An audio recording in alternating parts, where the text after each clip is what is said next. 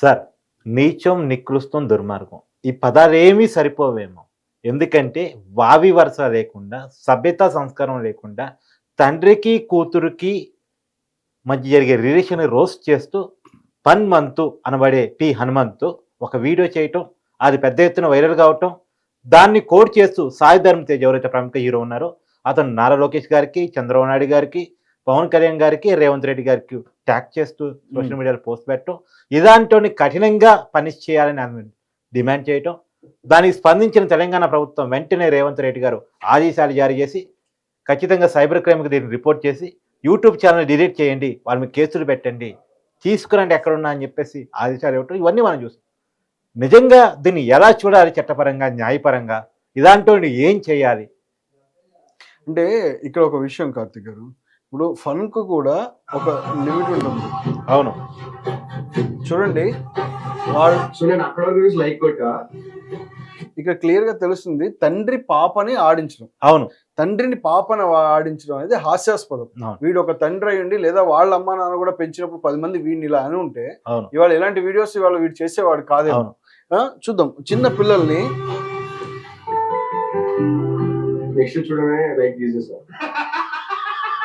Sir ఒక్క నిమిషం, మన ఆడియన్స్ కూడా పని చెప్దాం. వీడు క్షమాపణ చెప్పాడు, ఈ క్షమాపణ మీరు ఏమైనా ఒప్పుకుంటున్నారేమో కింద కామెంట్ చేయండి ఖచ్చితంగా. ఎందుకంటే ఇలాంటి పని, ఎందుకంటే ఇలాంటి కంటెంట్ చేస్తే క్షమాపణ చెప్తే సరిపోతుందా? క్షమాపణ చిన్నది అసలు ఎందుకు పనికిరాంది దీంట్లో. నేను ఇంకో మాట కూడా చెప్తాను. వీడు ఇంకా లాస్ట్ టైం ఇలాంటి కంటెంటే చేసి విమర్శలు వచ్చినప్పుడు క్షమాపణ చెప్పాడు. అమెరికాలో బాత్ టబ్ లో స్నానం చేస్తున్నటువంటి ఒక తండ్రి కొడుకు అనుకుంటుంది, అది తండ్రి కొడుకు మధ్య ఒక రోస్ట్ చేసేసి అది విమర్శలు పాలైన తర్వాత క్షమాపణ చెప్పాడు. మళ్ళీ సెకండ్ టైం తండ్రి కూతురు మధ్య అలాంటిదే రోస్ట్ చేస్తూ అంతకంటే అసభ్యంగా. ఎన్నిసార్లు క్షమాపణ చెప్తే తీరుతుంది వాడి జీవితం కదా? ఎన్ని వీడియోలకి ఎన్ని క్షమాపణలు చెప్తే తీరుతుంది? థింగ్ ఏంటంటే ఇక్కడ ఈ రోస్ట్ ని ఎంకరేజ్ చేసే వాళ్ళు కూడా తప్పే. ఎప్పుడైతే ఇలాంటి వీడియోస్ వస్తున్నాయో వాటి డిస్లైక్లు కొట్టి, వాటి కామెంట్ కొట్టి, యూట్యూబ్ లో కంప్లైంట్ చేయడం కూడా తప్పే. చూస్తున్న సమాజాన్ని తప్పు, ఎంకరేజ్ చేస్తున్న సమాజాన్ని తప్పు. ఎందుకంటే ఇవాళ సోషల్ మీడియా ఉంది కదా అని చెప్పి ఎట్లా పడితే అట్లా వాళ్ళకి ఇష్టం వచ్చినటువంటి వీడియోలు చేసి ప్రజల మీదకి రుద్దేటువంటి ప్రయత్నం జరుగుతూనే ఉంది. అంటే దీనివల్ల ఈ కల్చర్ ని నేర్చుకుంటున్నారా మన పిల్లలు, లేదా ఈ కల్చర్ కి మన పిల్లలు దూరంగా ఉండాలా? ఈ రెండు విషయాలు ఎవరు ఆలోచించాలి? ఇప్పుడు మళ్ళీ తిరిగి పేరెంట్స్ మీదే పడుతుంది. అంటే ఇవాళ పేరెంట్స్ పిల్లలకి సెల్ ఫోన్ ఇవ్వకుండా భోజనం పెట్టేటువంటి పరిస్థితి కూడా ఏ ఇంట్లోనూ లేదు. ఆనెస్ట్లీ సేయింగ్, పిల్లలు అన్నం తినాలన్నా పిల్లలకి సెల్ ఫోన్ చూపిస్తేనే భోజనం చేసేటువంటి పరిస్థితుల్లో ఆల్రెడీ మనం దిగజారిపోయి ఉన్నాం. అదే పరిస్థితుల్లో నేనైతే నా కొడుకు తల కింద పెట్టి తపస్సు చేసిన ఇవ్వను. చాలా మంచి పని చేస్తున్నట్టు మీరు చాలా మంచి పని చేస్తున్నట్టు. అంటే అంత దారుణమైన స్థితిలో ఇంకా కొంతమంది మన పేరెంట్స్ ఉన్నారు. కానీ ఇప్పుడు అదే సమయంలో ఇలాంటి వీడియోస్ చూస్తే ఒకవేళ పిల్లలు మనకి తెలిసి కానీ తెలియక కానీ పిల్లలు ఇలాంటి వీడియోస్ చేస్తే ఎలాంటి ఇంపాక్ట్ పడుతుంది? ఈ లాంగ్వేజ్ పిల్లలకి అర్థం కాకపోయినా ఇది ఏంటి నానా, ఇది ఏంటి అమ్మా అని వచ్చి అడిగితే తల్లి గాని తండ్రి గాని ఆ పిల్లలకి సమాధానం చెప్పలేం కదా, చెప్పగలిగే పరిస్థితేనా? సార్ వాస్తవంగా సోషల్ మీడియా చాలా మందిని స్టార్స్ చేసింది, చాలా మందిని సెలబ్రిటీని చేసింది. సెలబ్రిటీ సోషల్ మీడియా వేదికగా తమ స్థాయిని చూపించుకుని, తమ టాలెంట్ చూపించుకుని ఎదిగిన వాళ్ళు చాలా మంది ఉన్నారు. అంతెందుకు, గత 1 సంవత్సరం కాలంగా తెలుగు రాష్ట్రాలు ఎన్నికలు జరిగితే మేము తెలుగు రాష్ట్రాల్లో రాజకీయాల మీద చాలా సమాచారాన్ని మేము ప్రజలకు అందించాం, చాలా గర్వంగా చెప్పుకోవాలి. కానీ సోషల్ మీడియాను ఉపయోగించుకొని ఇలా అడ్డమైన కంటెంట్ వ్యూస్ కోసం, కాసుల కోసం అడ్డమైన కంటెంట్ ఇచ్చేవాళ్ళని ఏం చెయ్యాలి? చట్టం ఏం చెప్తుంది? కాసుల కోసమే కంటెంట్లు అయితే గనక ఇలాంటి కంటెంట్ ని ముందుగా తీసేయాలండి. దీస్ పీపుల్ ఆర్ ది ఎందుకు పనికిరాని ద వర్స్ట్ ఫెలోస్ అని చెప్పొచ్చు సొసైటీకి. అంటే ఒక నిజంగానే ఇప్పుడు అతను ఏదన్నా వీడియో నిజంగా పిల్లలకి చేసినటువంటిది పనికొచ్చుంటే నిజంగా అప్రిషియేట్ చేసేవాళ్ళు. అవును, ఒక హీరో అంటే ఇవాళ ఒక టాలీవుడ్ హీరో రెస్పాండ్ అయ్యి ఇది ఒక నెగిటివ్ ఇంపాక్ట్ క్రియేట్ చేస్తుంది పిల్లల మీద, ఇమీడియట్ గా దీన్ని రెస్పాండ్ అవ్వండి అని చెప్పి 2 తెలుగు రాష్ట్రాల్లో ఉన్న సీఎంలకి, మినిస్టర్స్ కి ట్యాగ్ చేసి వాళ్ళు కూడా రెస్పాండ్ అయ్యే స్థితికి తీసుకువెళ్ళాడు అంటే అది ఎంత నీచమైనటువంటి పని అంటే దాని సోషల్ రెస్పాన్సిబిలిటీ కింద ఫీల్ అయ్యి వాళ్ళు చేసి ఉండాలి. అంటే ఒక 100% థ్యాంక్స్ టు సాయి ధరమ్ తేజ్. ఇవాళ ప్రతి ఒక్కళ్ళు రెస్పాండ్ అవుతున్నారు. అంటే ఇక్కడ క్వశ్చన్ ఏంటంటే సోషల్ రెస్పాన్సిబిలిటీ. ఇక్కడ మెయిన్ థింగ్ ఏంటంటే సోషల్ రెస్పాన్సిబిలిటీ. యూట్యూబర్స్ కి సోషల్ రెస్పాన్సిబిలిటీ ఉందా లేదా? First point. ఆ సోషల్ రెస్పాన్సిబిలిటీని ఎలా ఫుల్ఫిల్ చేయాలి అంటే మెజారిటీ ఆఫ్ ది యూట్యూబర్స్ చాలా వరకు సోషల్ రెస్పాన్సిబిలిటీ తీసుకొని మంచి కంటెంట్స్ అప్లోడ్ చేస్తూ ప్రజలకు చేరువవ్వాలి, ప్రజలకు మంచి విషయాలు తెలవాలి అని అప్లోడ్ చేస్తున్నారు. బట్ ఇలాంటివి తొందరగా ఛానల్స్ పాపులర్ అవ్వాలి, తొందరగా మేము లైమ్ లైట్ లోకి రావాలి, తొందరగా ఫేమ్ అవ్వాలి అంటే కొంచెం ఇలాంటి సీన్స్ క్రియేట్ చేస్తే ఇదొక ఫన్ లాగా తీసుకొని, ఇలాంటి ఫన్ కి అలవాటు పడేది ఎవరు తెలుసా? ఎక్కువ శాతం కాలేజీ పిల్లలే.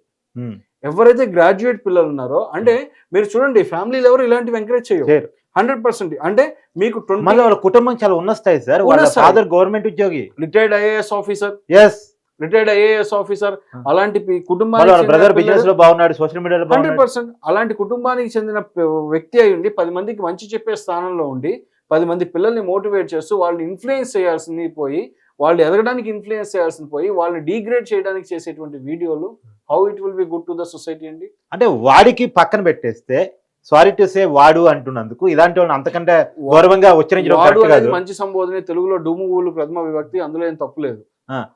అలాంటి వాడిని చేసే పనిష్మెంట్ ఇంకో రకమైన కంటెంట్ రిలేషన్స్ మీద.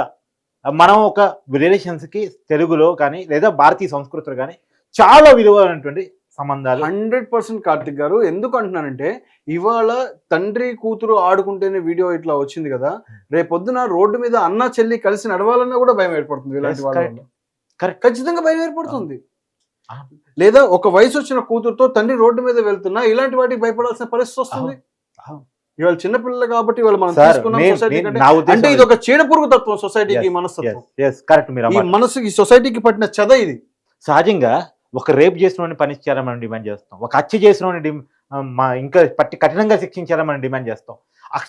అత్యాచారం కంటే కూడా ఇది పెద్ద నేరం అని అంట. ఎందుకంటే మెదడులను పాడు చేస్తుంది, మానసిక క్షోభ.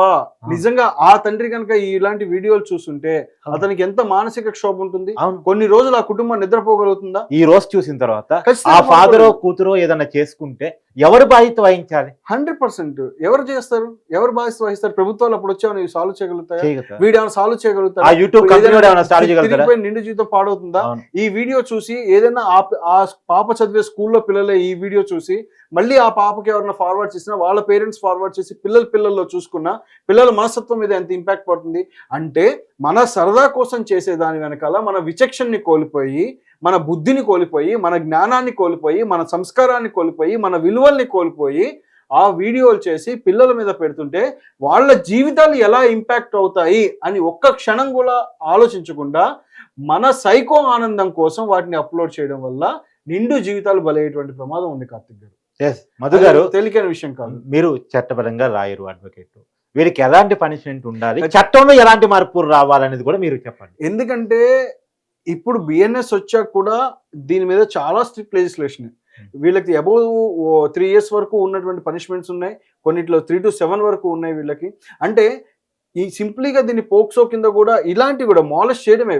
వాళ్ళు సింపుల్గా ఎలా చెప్పాలి అంటే, మీకు ఆన్లైన్ ప్లాట్ఫామ్ తీసుకొని పిల్లల్ని హెరాస్ చేయడం is a big crime, child అబ్యూజే. That is also will be considered as child abuse. ఇప్పుడు పిల్లలు వాళ్ళ నిండు జీవితం మీద ఇది ఇంపాక్ట్ చూపించేది, ఖచ్చితంగా ఇంపాక్ట్ చూపించేది. ఇందాక మీకు ఒక మాట అన్నాను, దీనికి అలవాటు పడేది కూడా యూత్ తరం ఇలాంటి వీడియోలు చూడటానికి. ఎందుకు అంటారా? ఒక మాట చెప్తాను. 28 years వచ్చినప్పటి నుంచి కొంత ఫ్యామిలీ లైఫ్ సిస్టమ్కి అలవాటు పడిపోతుంది మనిషి సైకిల్. 100% అలవాటు పడిపోతుంది. అప్పటి నుంచి వాళ్ళు నిజంగా మ్యారేజ్ అయ్యి ఉండి అన్ని ఉంటే వాళ్ళ పిల్లలు వాళ్ళ ప్రపంచం అలా ఉంటారు. సో ఆ తర్వాత నుంచి ఇలాంటివి యాక్సెప్ట్ చేయరు. అంటే కాలేజీ లోపు కొంచెం జాబ్ చేసుకునే వాళ్ళు, ఇమీడియట్గా ఉన్న వాళ్ళే వీటిని యాక్సెప్ట్ చేస్తారు. అంటే వాళ్ళకి ఏమవుతుంది, సొసైటీలో ఏం జరుగుతున్నా మేము తీసుకుంటాం, మేము ఏదో మోడర్నైజేషన్ థాట్స్ వల్ల. సో ఇది చట్టపరిధిలోకి వచ్చేదా, ఇది చట్టపరిధిలోకి రాందా, నేను ఇక్కడ తప్పు చేస్తున్నానా, ఇది నేను శిక్షపడే తప్పు చేస్తున్నానా, శిక్షపడిన తప్పు చేస్తున్నానా అనేది విచక్షణని కూడా కోల్పోయి ఇలాంటివి చేస్తారు. ఇలాంటి వాళ్ళ వల్ల ఎవరైనా ఇన్స్పైర్ అయితే ఇంకా సమాజానికి ప్రమాదమే కానీ ఇదేం లేదు. సో వీళ్ళకి పిచ్చి మొక్కలు, గంజాయి మొక్కలు, పిచ్చి కుక్కలు సమాజానికి హానికరం సార్, ఎప్పుడు హానికరమే, అది ఖచ్చితంగా హానికరమే. సో ఇలాంటి వాళ్ళు సమాజానికి హానికరమే కానీ లాభం అయితే కానే కాదు. ఖచ్చితంగా ఇప్పుడు దానివల్ల తెలంగాణ డీజీపీ వారే రెస్పాండ్ అయ్యి మేము ఎఫ్ఐఆర్ రిజిస్టర్ చేసాము, we're going to initiate the action against him అని చెప్పేసి ఖచ్చితంగా చెప్పారు. సో ఇప్పుడు ఇతను చేసినవన్నీ, కాకపోతే ఇందులో దుర్మార్గం ఏంటంటే 7 years లోపు ఇంప్రిజాన్మెంట్, అంటే 7 సంవత్సరాల లోపు జైలు శిక్షలు ఉన్నటువంటి సెక్షన్స్ వరకు అట్రాక్ట్ అవుతాయి కాబట్టి సో ఇతను కొంచెం బెయిల్ వచ్చేటువంటి అవకాశాలు కూడా ఉంటాయి వీళ్ళకి ఇలాంటి వాటిలో చేసినప్పుడు. కానీ ఇక చైల్డ్ అబ్యూజ్ని సీరియస్గా తీసుకొని కొంచెము వీటి మీద నాన్ బెయిలబుల్ అఫెన్సెస్ ఇలాంటి వాటి మీద పెడితే, ఆల్రెడీ బిఎన్ఎస్లో చేర్చడం జరిగింది. ఇలాంటి వాటి మీద సీరియస్ గా తీసుకొని పిల్లల్ని అలా చూపించకూడదు అని చెప్పి కొన్ని విషయాలు చెప్పడం జరిగింది. ఇప్పుడు ఆ పాప బలైపోయినట్టేనండి, విక్టిమ్ అయినట్టే కదా, విక్టిమ్ అయిపోయినట్టే అవును. ఇలాంటి వాటిల్లో షీ ఈజ్ విక్టిమ్. ఖచ్చితంగా విక్టిమ్ No doubt. అయిపోయినట్టే. సో ఇది నిజంగా చెప్పాలంటే ఇంత చైల్డ్ అబ్యూజ్ ని మన తెలుగు సొసైటీలో మనం చూస్తామని కూడా మనం ఊహించలేదు. అంటే నేను ప్రజలను కూడా బాధ్యత చేస్తా, ఇలాంటి కానీ నేను పెంచి పోషించినటువంటి పెంచి పోషించకూడదు. ఇమీడియట్ గా ఇలాంటి వాటిని వీడియోస్ చూస్తే డిస్లైక్స్ కొట్టడం స్టార్ట్ చేయాలి. యూట్యూబ్ కూడా జ్ఞానం రావాలి, అవును. యూట్యూబ్ కూడా తెలియాలి. అంటే సోషల్ మీడియా కూడా దేన్ని అప్లోడ్ చేసుకోవాలి, దేన్ని దేన్ని ఫార్వర్డ్ చేసుకోకూడదు, చేయాలి, దేన్ని చేసుకోకూడదు, దేన్ని చేసుకోకూడదు. లిమిట్ చేయాలి అనే దాని మీద ఒక చట్టం రావాలేమో. ఖచ్చితంగా రావాలి, ఆ నాలెడ్జ్ రావాలి వాళ్ళకి. Thank you sir.